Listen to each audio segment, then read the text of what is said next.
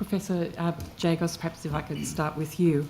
SafeWork New South Wales has now completed its investigation into the psychosocial hazards created by antisemitism on your campus, and according to press reports, they found that while you and the university, quote, had the authority, policies and procedures in place to eliminate antisemitism, you failed to act for 11 months and only did so when SafeWork New South Wales began investigating and negative media stories started to pile up. Did you only act because there were SafeWork inspectors on campus? No. The date of the SafeWork inspections on campus were late last year and early this year, and our various actions in relation to our commissioning, for example, of the Hodgkinson's review, which has proven to be something of a gold standard setting for the sector, as I see a significant number of other universities now adapting versions of the Hodgkinson review recommendations, well precedes the visit of the SafeWork inspectors. So is commissioning a review acting to eliminate anti-Semitism on campus? So commissioning a review was to get an expert external opinion on the settings that the university uses to make the campus a safe and welcoming place for all. So you felt you needed an external review to be able to make the campus a safe and welcoming place for all? I think we found it a very useful thing to do. It will have escaped no one's notice what scrutiny the University of Sydney was under for those long months, and as you note, what a subject of media and other commentary. In those instances, it seems to me sometimes very appropriate to seek an expert, informed and impartial external view. And what was the reason for that scrutiny? Well, I think it was that there was a great deal of social unrest across the Australian communities broadly, and as microcosms of that, I think we saw some of that play out on campuses. And was that handled in a way that Jewish staff and students felt safe on campus, on your campus? So I think the university, and certainly our Vice-Chancellor Mark Scott, has publicly said in inquiries like this that we acknowledge that we didn't always do everything perfectly. I think we have worked extremely hard to make sure that we have those balances right. At times, Jewish staff and students certainly shared with us their senses of lack of safety and made complaints through our processes and so forth, as did some of our Palestinian and students on encampments made similar kinds of claims. And the difficult task for a university, which is not itself taking a political position, but trying to create spaces where deliberative discussion can be safely undertaken, has to take that kind of middle road. So I think the situation I would like to describe to you is one in which, you know, there can be criticism and or commendation from every compass point. So when Jewish staff and students came to you, as you said, and reported concerns about safety, it seems that the only measure you can point to is the commissioning of an external review. How did you act immediately to resolve safety issues which were brought to you by Jewish staff and students, or did it take a safe work report for real action to begin? So as I've said, and I think I said it pretty clearly, the safe work report postdates a lot of those actions. And let me also say, with respect, Professor Jagosi, the only action to which you've pointed so far is the commissioning of an external review. And I'm very happy to point to some other things if you would like. Thank you. So we engaged very closely with our Jewish staff and students and external stakeholders. Can I ask you about that? If you engaged so closely with them, why did they feel the need to make a safe work report? I mean, that is up to them to determine. Well, how often is the University of Sydney subject to a safe work investigation? Like 5 times a year, once a decade? I would have to take that on notice. Okay. Can I suggest to you the fact that you're taking it on notice means that it's not a regular occurrence?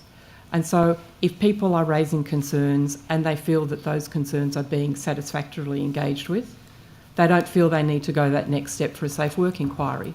So perhaps the reason that Jewish staff needed to go to Safe Work was they felt that those engagements were not as satisfactory as perhaps you were suggesting they may be. I want to acknowledge that Jewish staff and students, the legitimacy of their feelings in every instance. And I also would like to point out that there is not a single sort of homogenous Jewish staff and student positionality that we're discussing here. I didn't intend any of my comments to belittle those feelings, which I acknowledge and take very seriously. I think for that reason, it's not for me to say whether or not staff and students should go to Safe Work Australia. I absolutely defend their right to do so. Okay. The Safe Work Inspector is reported to have found that, quote, Jewish workers and students experienced anti-Semitism daily whilst on campus, creating a workplace of fear, anxiousness, and a fear of retribution towards Jewish workers and students because they were Jewish. What work is the university doing to not just stop the anti-Semitism, but to positively create a culture where Jewish staff and students, and indeed all staff and students, feel welcome and valued? Having created the damage, what are you doing to heal the damage?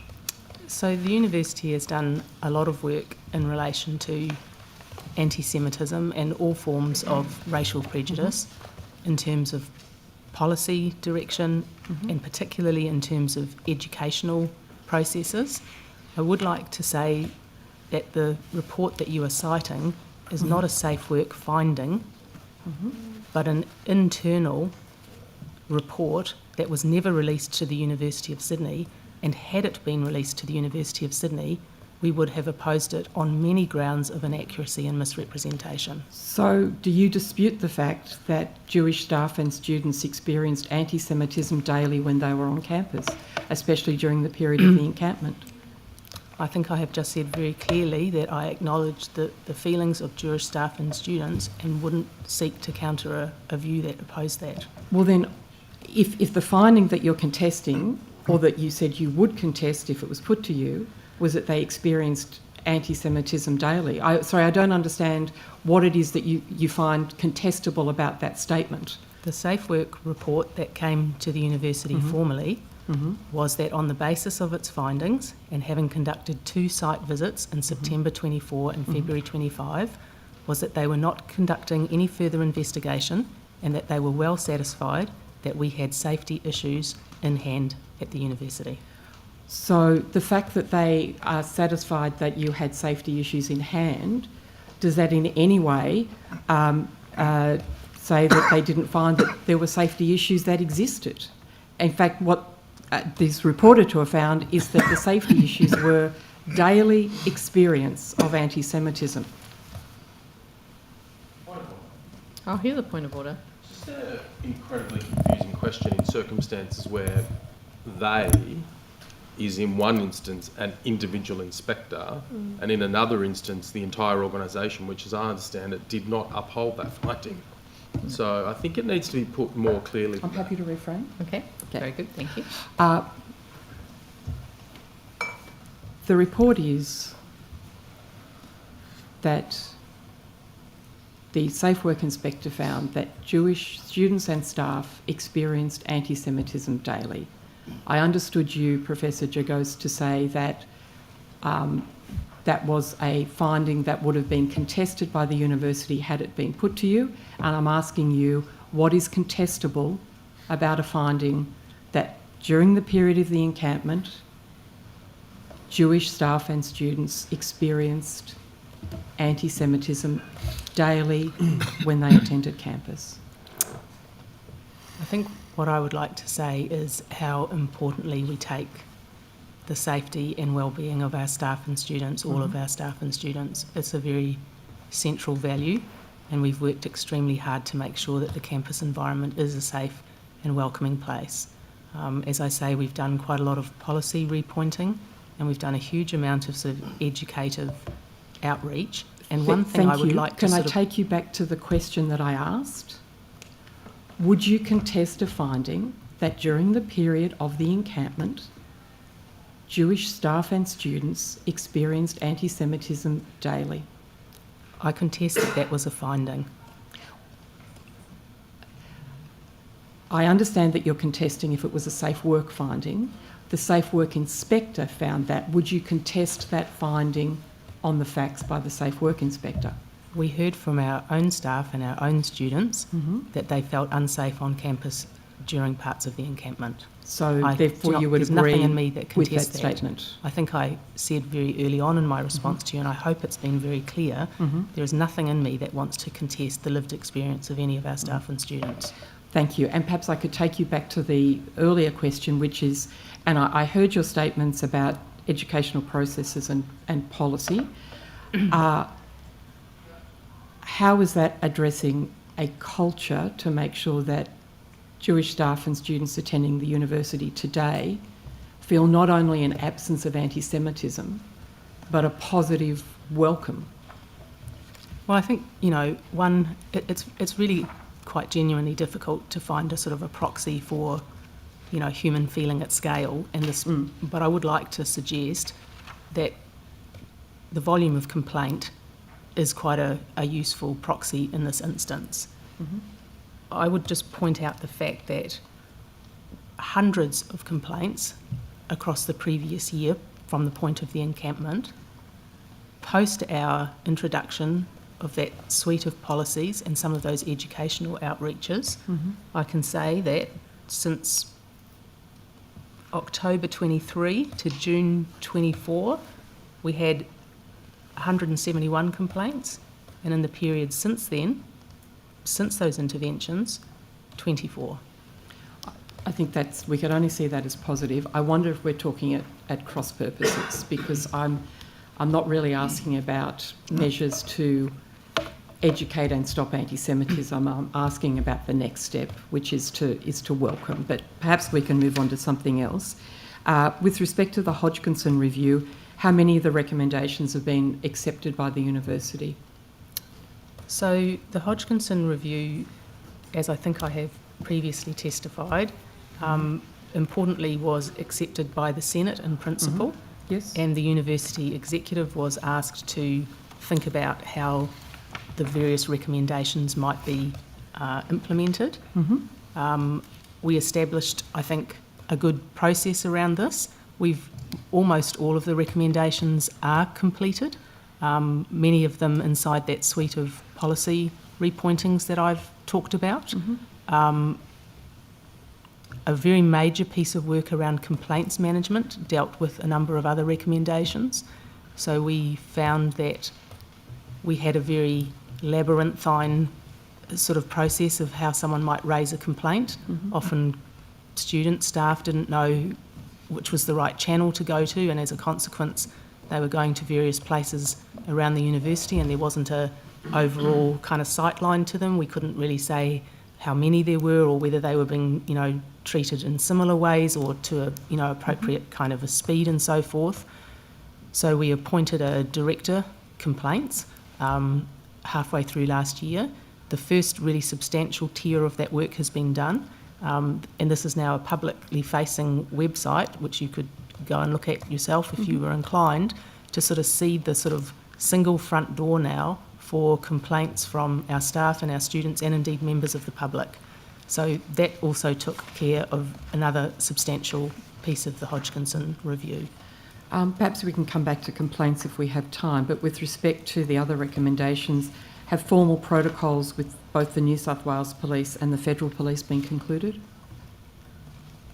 So we have, prior to the Hodgkinson review, we had in place formal protocols. Okay, so I'm wondering then why that was a subject of one of the recommendations of the review if they were already in place? I can take it on notice, but... Thank you, that'd be good. And the civility rule, is that in place? No, so the civility rule is the one area where there is still ongoing discussion and consultation. And how I would sort of paraphrase the civility rule in Hodgkinson was around a recommendation that there was an obligation for persons, staff and students, to make absolutely clear the intentionality of their speech acts. This came up in relation to pro-Palestinian slogans, but the recommendation was this was the sort of the new civility rule. I think it's not difficult to see that this is impractical and possibly even unethical to try and really deliver in practice. Consultation is ongoing. Why unethical? Because what ethical system does civil speech and providing a clear context breach? So as a, undergraduate linguist, I would testify to the fact that it is very hard in human speech to always be able to demonstrate your intentionality. Interpretive I think he used the word context rather than intentionality, didn't he? Well, context bespeaks intention.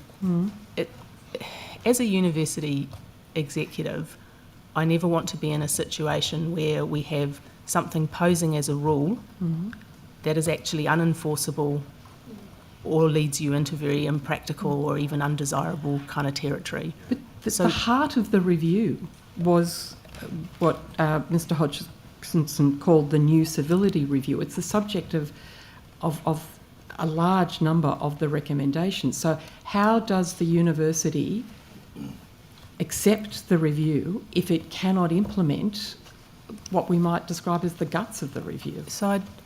No, I don't think it's the guts of the review. I think what the university takes from this, and this is a piece we have done a lot of work on, it's not something we've ignored. We think actually, perhaps I'd say, the heart of the civility rule is really the obligation to disagree well.